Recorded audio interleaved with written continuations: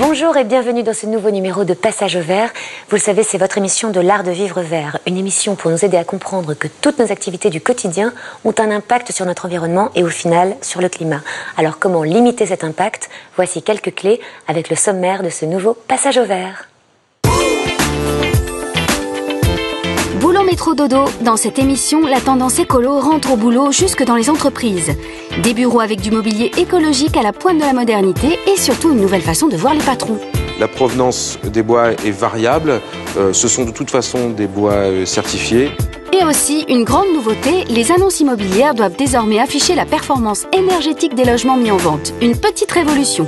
Les passoires thermiques ont du souci à se faire.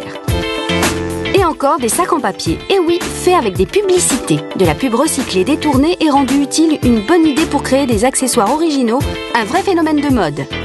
Une fois que les gens lisent leur journal, ils jettent en fait, ça veut dire l'information n'a plus d'utilité.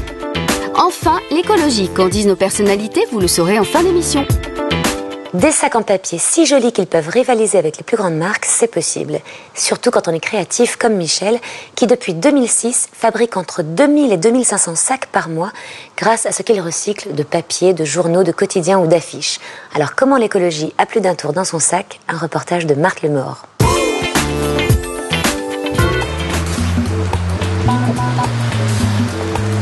Michel, trentenaire, est un jeune homme très créatif. Tous les matins, il va chercher sa matière première, des journaux, des affiches, des quotidiens qu'il recycle en des créations stylées.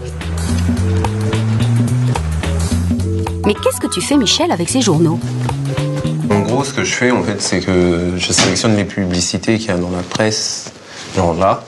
Par exemple, il y a un film, et je vais fabriquer des sacs à partir de ça, en fait. Donc là, je sépare les journaux. Ensuite, je vais sélectionner, en fait, ce que je vais mettre sur l'avant du sac. C'est où je mets ça, genre Clint Eastwood, où je mets l'autre partie, en fait, où il y a plus le visuel, en fait. Donc, une fois que j'ai sélectionné, en fait, je vais fabriquer le sac. En gros, l'idée, c'est montrer, en fait, aux annonceurs et aux maisons de presse qu'on peut réutiliser, en fait, leur support. Donc ça, c'est un support de communication qui va devenir un support... ça va devenir un sac qui va servir à mettre des objets dedans dans les boutiques, en fait. Depuis 2006, Michel fabrique entre 2000 et 2500 sacs par mois. Ces sacs s'appellent Sequia. Des sacs recyclés ou comment donner une nouvelle vie à des supports publicitaires. Mode d'emploi.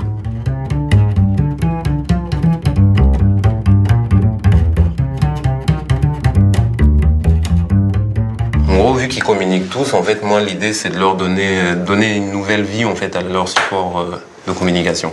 Une fois que les gens lisent leur journal, ils jettent, en fait. Ça veut dire l'information n'a plus d'utilité. 90% des sacs qu'on utilise en France, en fait, sont réimportés. Et aussi, ce qui est intéressant dans mon travail, c'est que, voilà, la matière première, elle est en France. Et que, je vais pas aller prendre un journal qui apparaît en France, l'emmener en Chine et le faire revenir pour que les gens puissent bénéficier en fait d'un sac recyclé. L'idée, c'est de trouver un partenariat avec des annonceurs, les maisons de presse, parce qu'ils sont tous en train de se ruer en fait dans le numérique. Ils cherchent tous à avoir plus de place dans le numérique, mais ils en oublient en fait que le papier c'est un formidable support en fait. Cela dit, il n'est pas toujours facile d'atteindre les professionnels de la communication. Mais Michel ne se décourage pas et il a déjà réussi à convaincre pas mal de monde. Des distributeurs de films en passant par des chaînes de télévision ou des marques de télécom, etc. Les clients potentiels semblent nombreux. Mais au fait, ça veut dire quoi, Sequia? J'ai réussi en fait avec mon premier salaire, c'était d'acheter un bout de terrain en fait de la forêt équatoriale. C'est un bout de forêt que j'ai laissé comme ça en friche en fait. Sequia aussi, c'était j'ai un petit bout de la forêt équatoriale qui est le poumon quand même de l'Afrique, où je fais rien couper en fait. Et je fais le lien, arbre, Sequia. Je me dis tiens, Sequia c'est pas mal. On va appeler les sacs Sequia.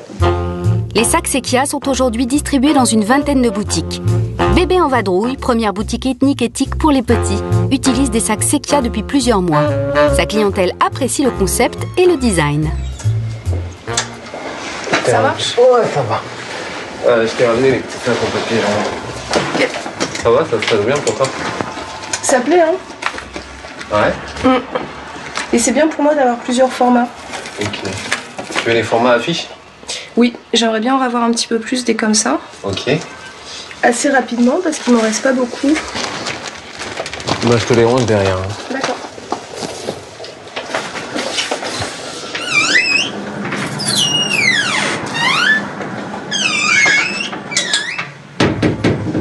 Une préférence pour le sac? Ah, c'est... On va demander à ma fille comme welchen sac. Alors, j'ai celui-là, Quel sac on va choisir? celui-là, Oh, ça c'est super joli, je trouve. ceci, ou la dame, Comment c'est fait là? avec du journal. Pliage et tous les matériaux sont... C'est une très bonne idée. Et c'est économique. On met tout dedans? Super. Voilà, mademoiselle.